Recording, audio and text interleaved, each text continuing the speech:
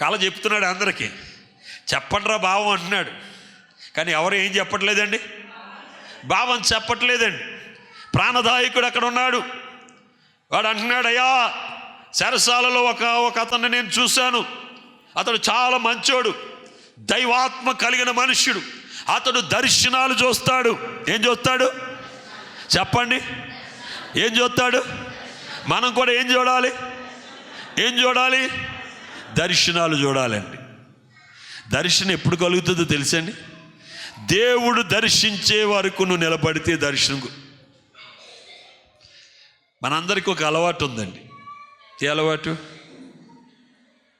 అండి? దేవునితో మాట్లాడే అలవాటు.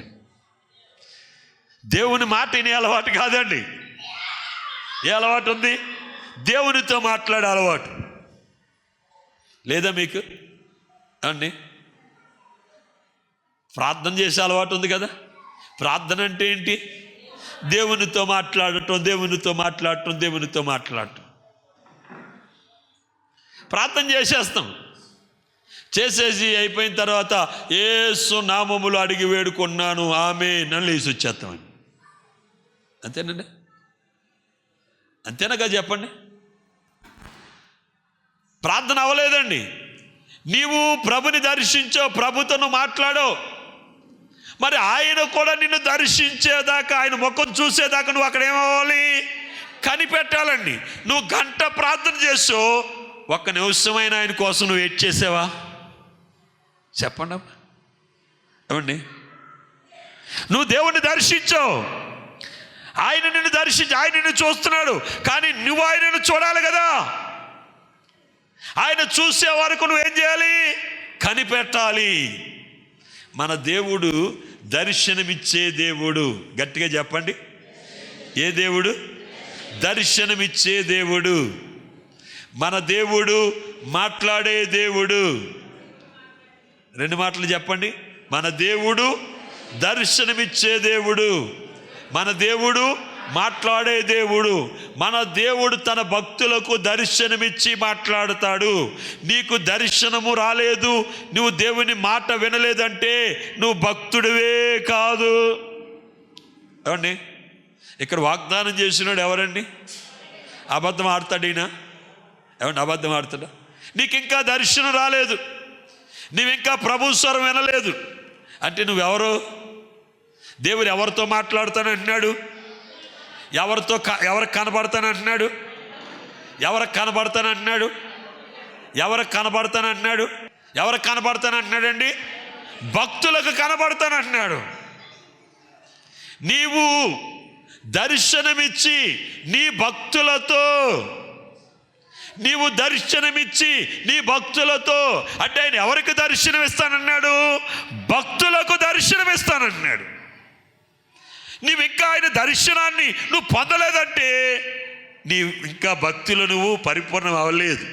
ఇంకా నీలో ఉన్న పాపాన్ని, నీలో ఉన్న అపరిశుద్ధతను, నీలో ఉన్న అతిక్రమములు, నీలో ఉన్న దోషాలను, నీకున్న అలవాట్లను నువ్వు విడిచిపెట్టలేదు. నువ్వు భక్తుడు అని చెప్పుకున్నా కానీ నిజంగా భక్తుడిగా మారలేదు. భక్తి అంటే ఏంటో తెలుసండి? ఆయన మాట విని ఆ మాట ప్రకారం చేయటం, ఆయన చిత్తము తెలుసుకుని ఆ చిత్త ప్రకారంగా జీవించటం. నువ్వు దైవ చిత్త ప్రకారంగా జీవించావు అనుకోండి, ప్రభా నువ్వు కనపడని నువ్వు అడగక్కర్లేదండి, నువ్వు కనపడాలని అడగక్కర్లేదండి. ఆయనే నీకేం చేస్తాడు? దర్శనమిచ్చాడు యోసేపుకి. దాని కొరకు కనిపెడుతున్నాడు. తన దర్శనము తనను ఎక్కడ నిలబెట్టిందండి? ఫరో ఎదుట నిలబెట్టింది. ఫరో ఎదుట నిలబడ్డాడండి. ఫరో యోసేపుతో మాట్లాడాడు. యోసేపు దర్శనము ద్వారా రాజుకు వచ్చినటువంటి ఆ కళను, కలభావాన్ని తెలియజేశాడు. వెంటనే రాజు తన వస్త్రమును తీయించి, ఊదారంగు వస్త్రం వేయించి, తన నెత్తి మీద జీవకిరీటం పెట్టి, తన రథం లాంటి ఇంకొక రథాన్ని సిద్ధపరిచి, ఆ రథానికి ఏదైతే ఉన్నదో అన్నీ కూడా ఎవరి రథానికి ఉన్నాయండి? ఏమండి? రాజు రథముకి సైనికుల రథానికి తేడా ఉంటుంది. రాజు రథం ఎలాగైతే ఉందో, ఎంత ఘనంగా ఉందో, యాషేబు యొక్క రథం కూడా అంతే ఘనంగా ఉంది. హెచ్చించాడు. దర్శనము కలిగినటువంటి యాషేబు ఇప్పుడు ఎక్కడ కూర్చున్నాడండి? సింహాసనం మీద ఐగుప్తు దేశమునకు మహారాజుగా కూర్చున్నాడండి. దర్శనము కలిగినటువంటి యాషేబు అక్కడ ఉండుటను బట్టి, ఐగుప్తులో యాషేబు ఉండుటను బట్టి, ఐగుప్తు దేశములో కరువులాగా లేదండి. దేవునికి స్తోత్రం. కరువులో కూడా ఆ దేశ ప్రజలు సమృద్ధిగా భోజనం చేశారు. కారణము దర్శనము కలిగిన యాషేబు అక్కడ ఉన్నాడు. ప్రియ సహోదరి సహోదర, నీ కుటుంబంలో నువ్వు దర్శనము కలిగినటువంటి వ్యక్తిగా నీవు ఉండాలి. దర్శనము కలిగినటువంటి వ్యక్తిగా నువ్వు మార్చబడాలి. నువ్వు దర్శనము కలిగి ఉన్నావంటే నీ కుటుంబంలో కరువు ఉండదు, నీ సంఘములో కరువు ఉండదు, నీ గ్రామంలో కరువు ఉండదు, నీ దేశంలో కరువు ఉండదు. నువ్వు ఉన్న స్థలములో సమృద్ధి. దేవునికి స్తోత్రం. హల్లెలూయా. నీ కుటుంబంలో కొదువులు ఉంటాయంటే కారణం ఏంటంటే నీవు ఇంకా దర్శనం లేని వానిగా నువ్వు జీవిస్తున్నావు. ఈరోజు ప్రభు సన్నిధిలో నీవు అడుగు, నాయనా నీ దర్శనం నాకు కావాలయ్యా, నిన్ను చూసే కన్నులు నాకు కావాలయ్యా. సౌలును దర్శనము కలిగిన పౌలుగా ఎలాగైతే మార్చావో, సౌలును పౌలుగా ఎలాగైతే మార్చిందో, నాయన నీ దర్శనం నన్ను, నా కుటుంబాన్ని, నా ప్రాంతాన్ని మార్చినట్లుగా ప్రభువా నన్ను దర్శించమని నువ్వు దేవుణ్ణి అడగాలి. దేవునికి స్తోత్రం. హల్లెలూయా.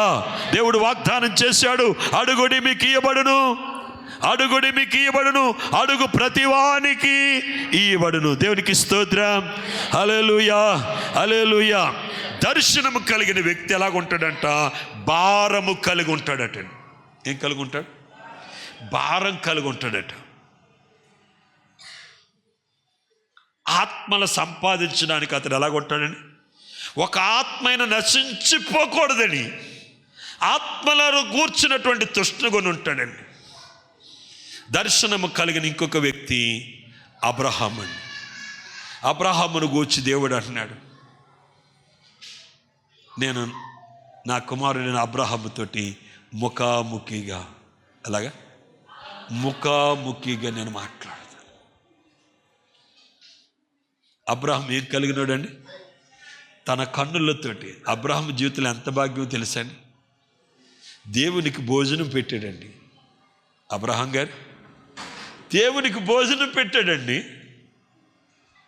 ఆయన భోజనం చేస్తుంటే చేతులు కట్టుకొని వారు తింటున్నప్పుడు స్వయంగా తన కన్నులతోటి ఆ దేవుడు ఆహారం తీసుకుంటే, ఆ భోజనం చేస్తుంటే, ఆ భోజనం తిన్నంచేపు కూడా ఆయనను చూసే కన్నులండి, ఆయన చూసే భాగ్యం అండి. కలలో కాదండి, ఇది ఏదో పడుకున్నప్పుడు వచ్చింది కాదండి. స్వయంగా దర్శనం, స్వయంగా తన కన్నులతోటి, తన చేతులతోటి ఆహారాన్ని సిద్ధపరిచి ఆయనకి ఏం చేశాడండి?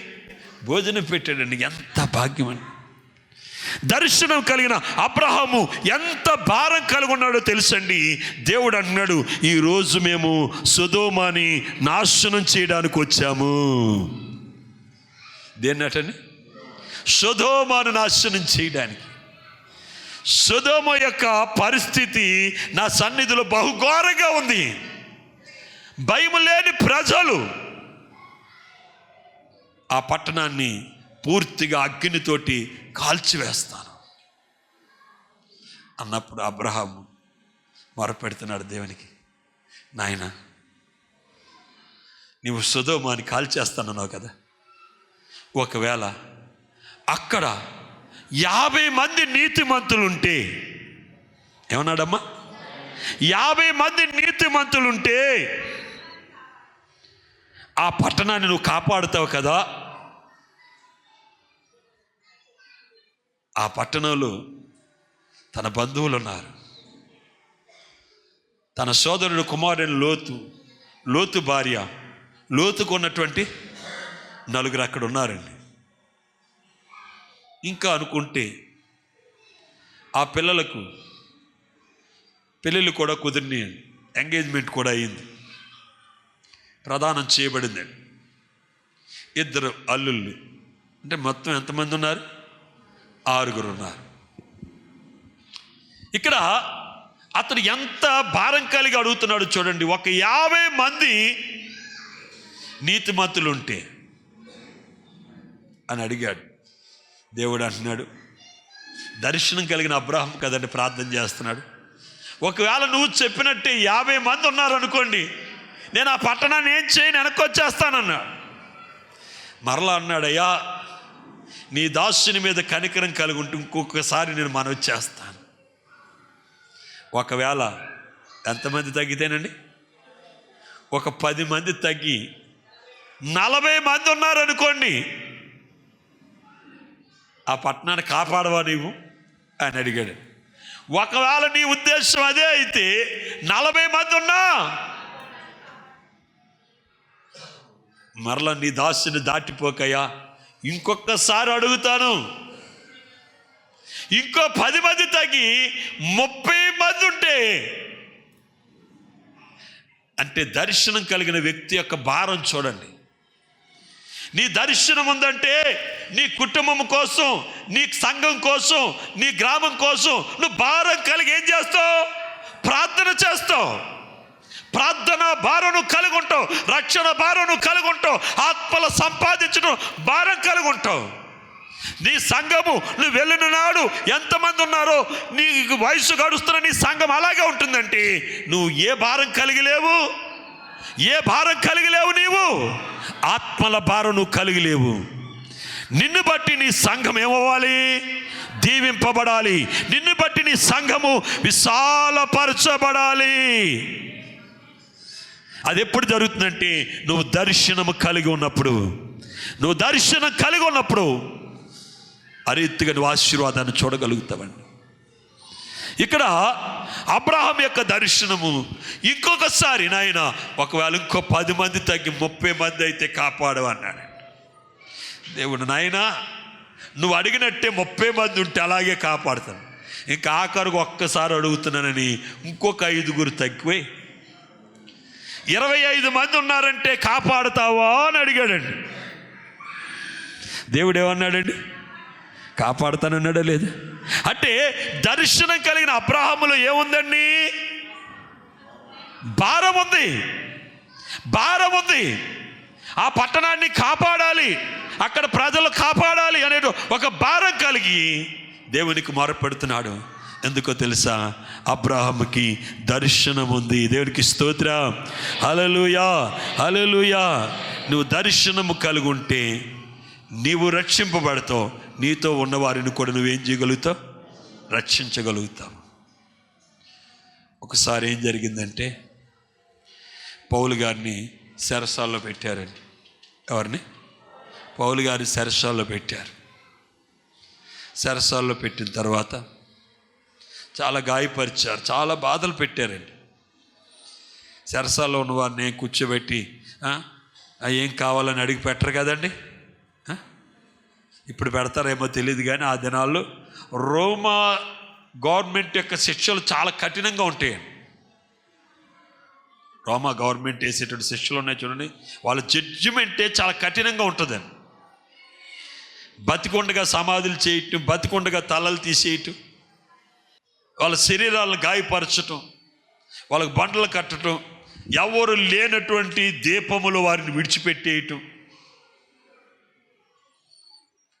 ఇలాంటి ఘోరమైనటువంటి శిక్షలు రోమా గవర్నమెంట్లో ఉంటాయండి. పౌలు గారు కూడా రాజు ఎదుగుకి తీసుకొచ్చినప్పుడు ఆయనకు కూడా శిక్ష ఖరారు చేశారు. ఆ శిక్ష ఏంటంటే దీపములో తీసుకువెళ్ళి వారిని విడిచిపెట్టేయాలి.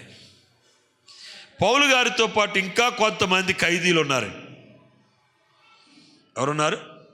ఇంకా కొంతమంది ఖైదీలు ఉన్నారు. దేవునికి స్తోత్రం. అమ్మ, నేను చెప్పేది మీకు అర్థమవుతుందా? అర్థం అవట్లేదా? మరి ఆకలింతలు ఎందుకు వస్తున్నాయి?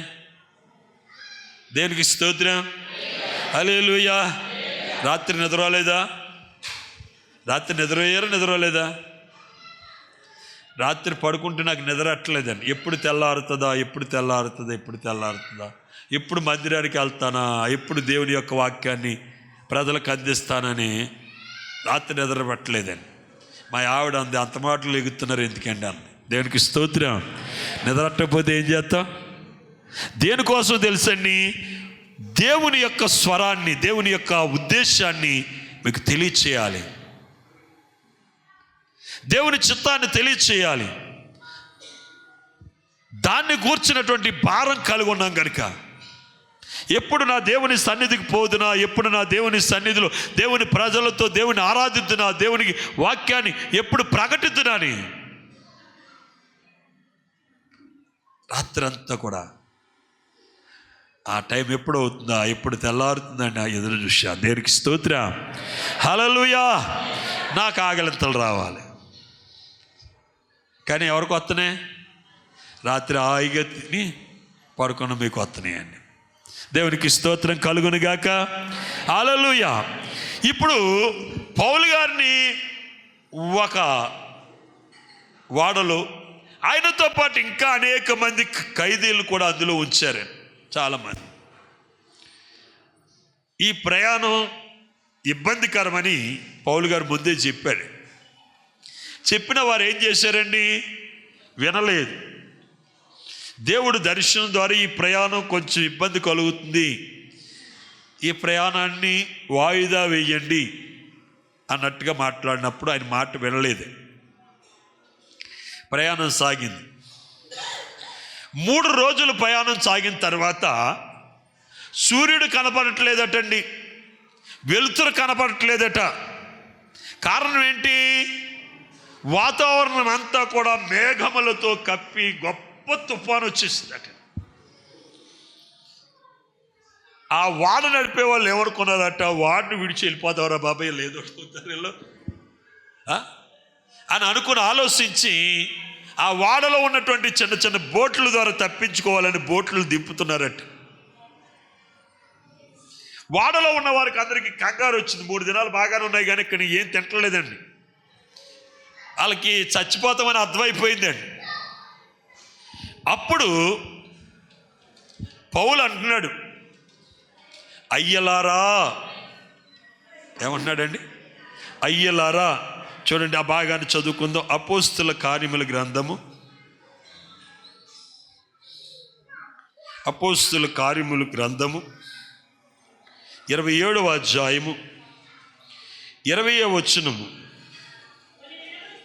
కొన్ని దినములు సూర్యుడైన నక్షత్రమున కనబడక పెద్ద గాలి,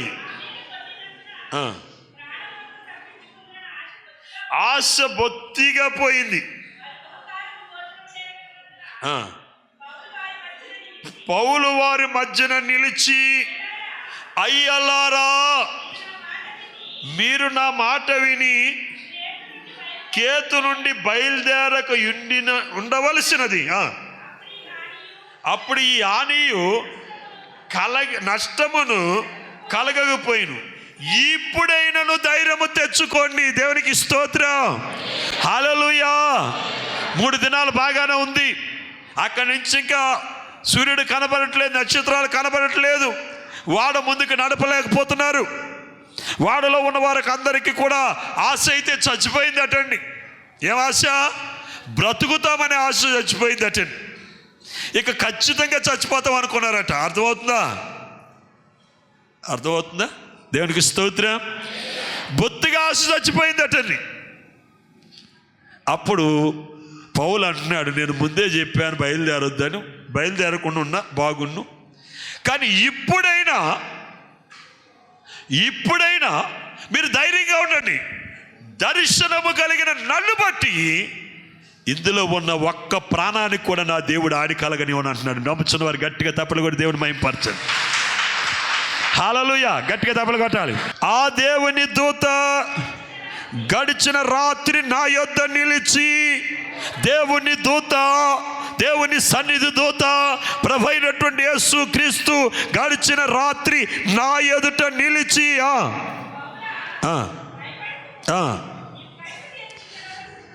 చాలమ్మ దేవునికి స్తోత్రం. పౌల భయపడకు.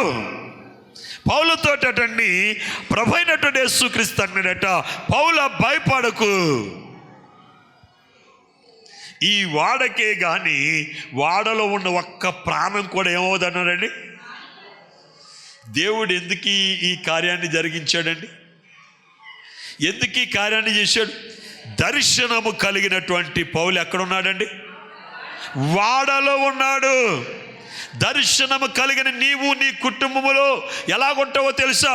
ఏ హాని నీ కుటుంబమునకు రాకుండా కాపాడే వ్యక్తిగా నువ్వు మార్చబడతావు. కనుక ప్రియమైనటువంటి వారా, మనమందరము దర్శనము కలిగినటువంటి వ్యక్తులుగా ఉండాలి.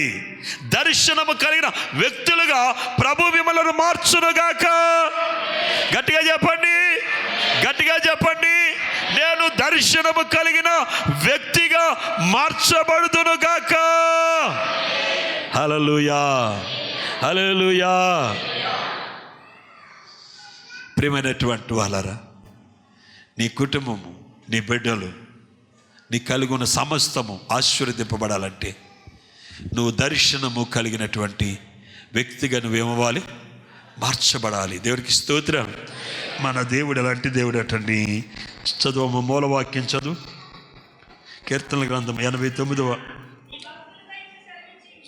ఏటమ్మా? అప్పుడు నీవు దర్శనమందు నీ భక్తులకు ఇట్లు సెలవిచ్చితివి. దేవునికి స్తోత్రం. అప్పుడు నీవు దర్శనమిచ్చి నీ భక్తులకు ఇలాగ నీవు సెలవిచ్చితివి. దేవునికి స్తోత్రం. భక్తులతో ఆయన ఏం చేస్తాడటండి? చెప్పండి అమ్మా, చెప్పమ్మా.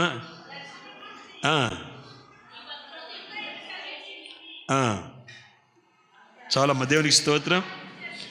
హల్లెలూయా. ఒక మాట చదువుకుందాం. యోషియా గ్రంథము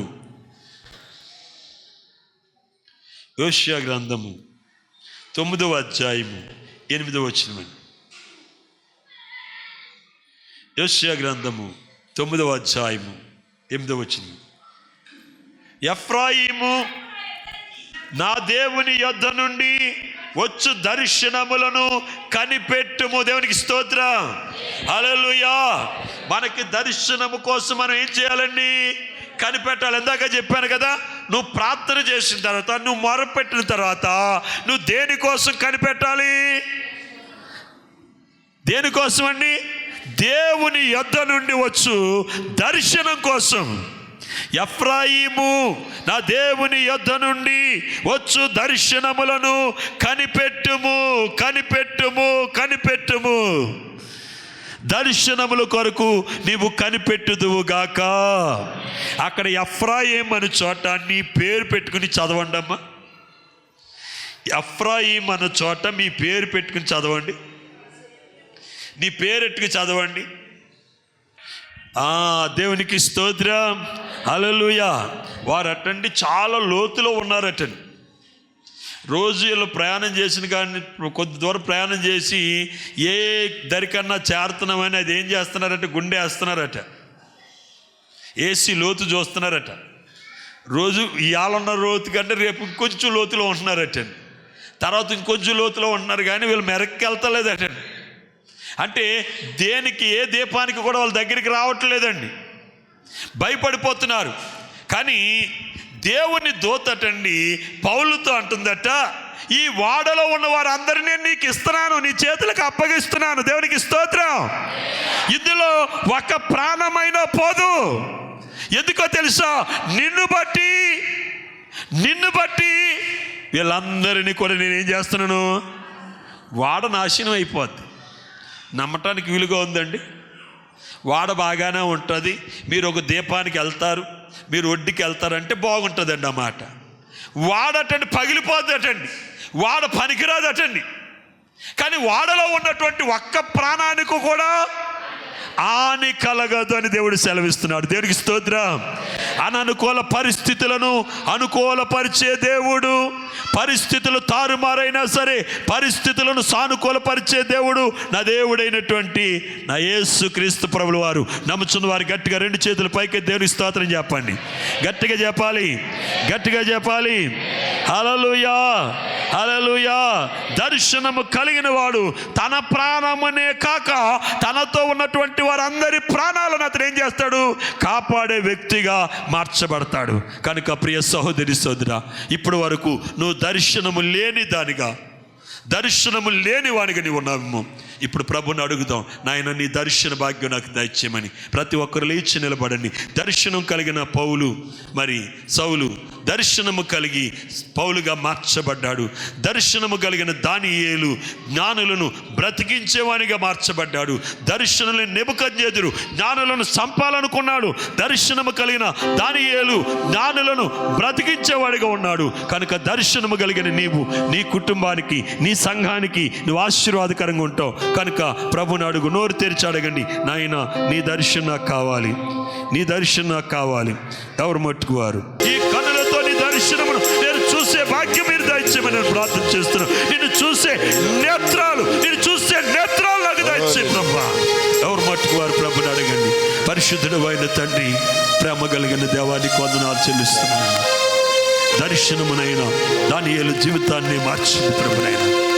అనేకులకు ఆశీర్వాదకరంగా దానియేలు మార్చబడ్డాడు. నేను యాషేబు దర్శనమునైనా యాషేబుని ఐగుప్తు దేశమునకు మహారాజుగా చేస్తుంది.